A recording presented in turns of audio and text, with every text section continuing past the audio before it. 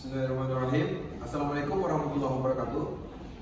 Perkenalkan, saya Mefil Abdan dengan NIM 22061036. Pada kesempatan kali ini, saya akan mempresentasikan hasil proposal penelitian yang sedang saya kerjakan dengan judul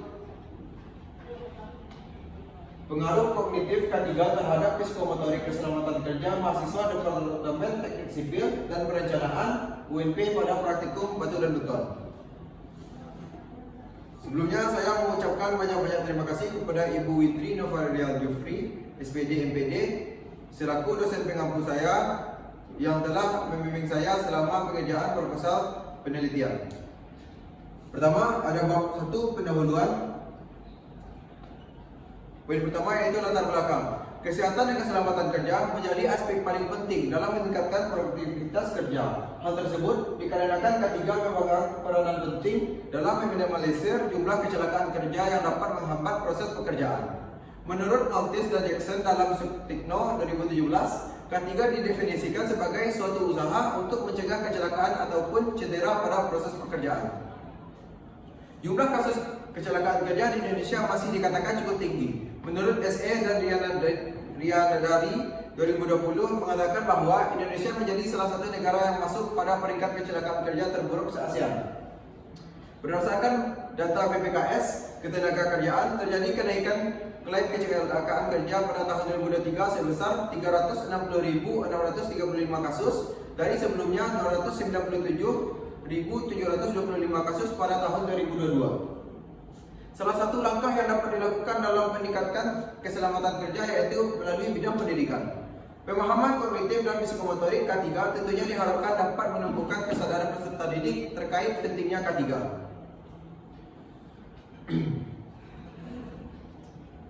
Selanjutnya, itu ada rumusan masalah. Yang pertama, bagaimana tingkat pemahaman kognitif K3 mahasiswa Departemen Teknik Sipil dan Perencanaan UNP. Yang kedua, bagaimana tingkat pemahaman psikomotorik K3 mahasiswa Departemen Teknik Sipil dan Perencanaan UNP pada praktikum batu dan beton. Dan yang ketiga yaitu bagaimana pengaruh kognitif K3 terhadap psikomotorik keselamatan kerja mahasiswa Departemen Teknik Sipil dan Perencanaan UNP pada praktikum batu dan beton. Selanjutnya, tujuan penelitian. Untuk mendeskripsikan tingkat pemahaman kognitif K3 kepada mahasiswa Departemen Teknik Sipil. Yang kedua, untuk mendeskripsikan pemahaman psikomotorik K3 mahasiswa Departemen Teknik Sipil. Dan yang ketiga, untuk mendeskripsikan pengaruh kognitif K3 terhadap psikomotorik keselamatan kerja mahasiswa Departemen Teknik Sipil.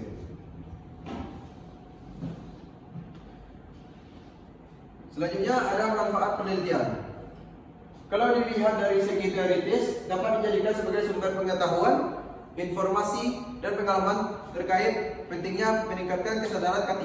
Yang kedua, dapat dijadikan sebagai gambaran langsung terkait kondisi mahasiswa Departemen Teknik Sipil. Dan yang ketiga, dapat dijadikan sebagai beban literatur tambahan dalam melakukan penelitian selanjutnya yang lebih luas. Kalau dilihat dari segi praktis, dibagi tiga, yaitu bagi lembaga pendidikan UNP. Yang pertama, dapat dijadikan sebagai sumber informasi atau masukan untuk memaksimalkan sarana dan prasarana. Yang kedua, bagi dosen dan pengajar, dapat dijadikan sebagai bahan informasi dan masukan terkait pentingnya K3. Dan yang ketiga, bagi mahasiswa sendiri, yaitu dapat dijadikan sebagai informasi terkait pentingnya K3 pada praktikum batu dan beton. Poin selanjutnya yaitu batasan masalah. Yang pertama, pemahaman kognitif K3 mahasiswa Departemen Teknik Sipil dan Perencanaan UNP pada praktikum batu dan beton. Materi permasalahan fondasi untuk kali. Dan yang kedua yaitu pemahaman psikomotorik K3 mahasiswa Departemen Teknik Sipil pada praktikum batu dan beton. Materi permasalahan fondasi untuk kali. Selanjutnya, bab 2 yaitu tinjauan pustaka.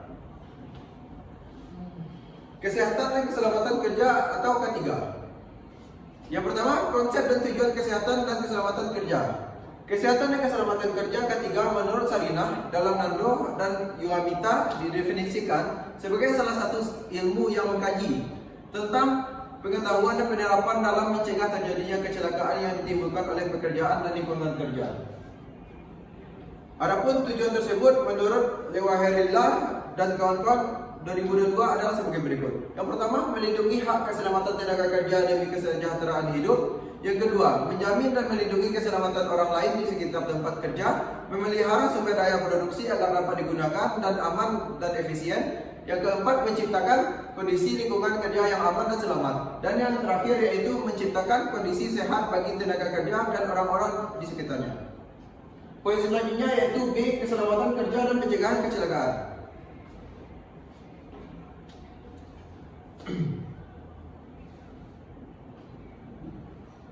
Menurut Dartina Isianto menyebutkan bahwa setidaknya terdapat 6 tahapan kognitif yang ada pada penelitian ini. Yang pertama, mengetahui atau knowledge. Yang kedua, kita harus memahami. Yang ketiga, penerapan atau aplikasi. Yang keempat, analisis. Dan yang kelima, evaluasi dan menciptakan.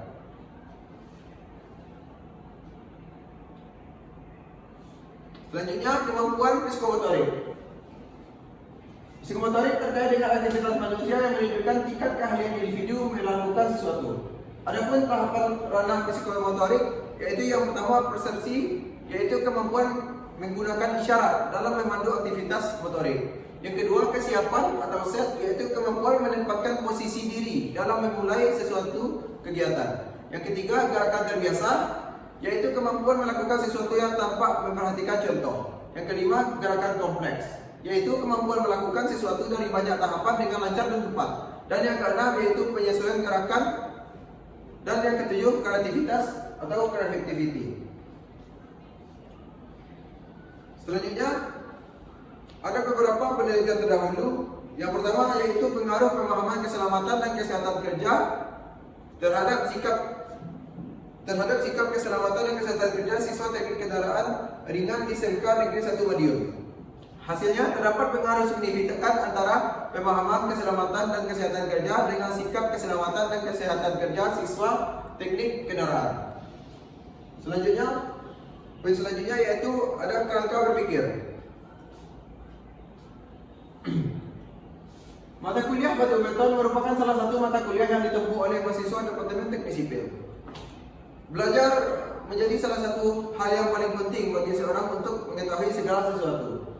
Tentunya dalam praktikum batu beton perlu menerapkan K3 agar berjalan dengan aman.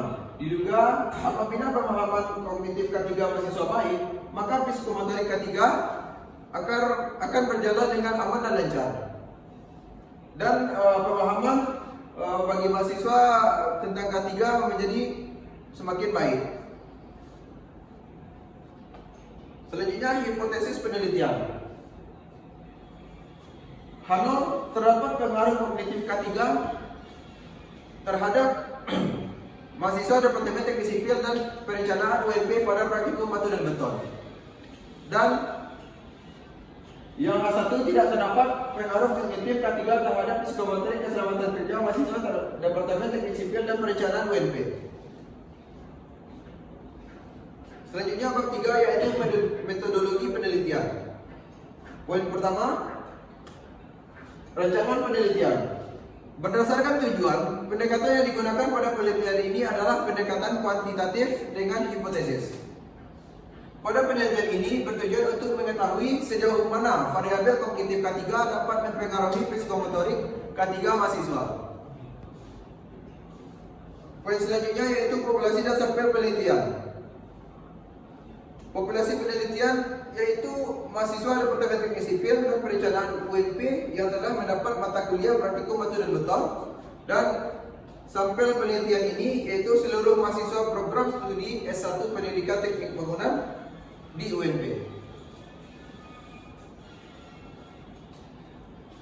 Poin selanjutnya, variabel penelitian.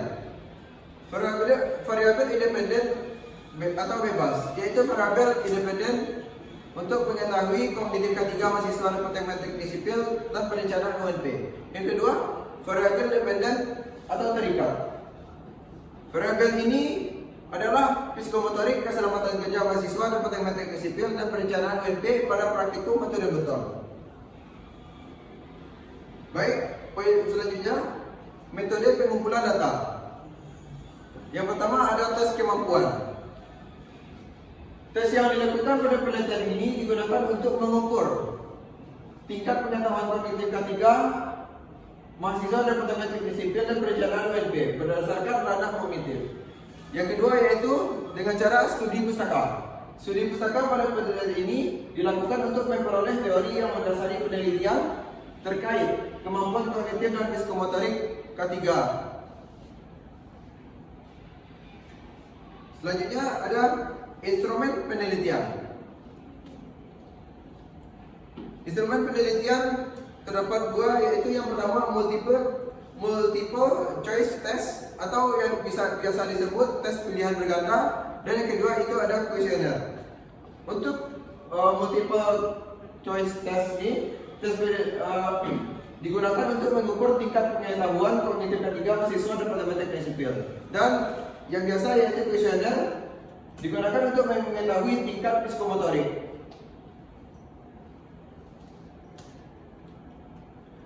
Poin selanjutnya, uji instrumen penelitian. Yang pertama ada uji validitas tes. Yang kedua, taraf kesukaran instrumen tes, dan yang ketiga, uji reliabilitas tes.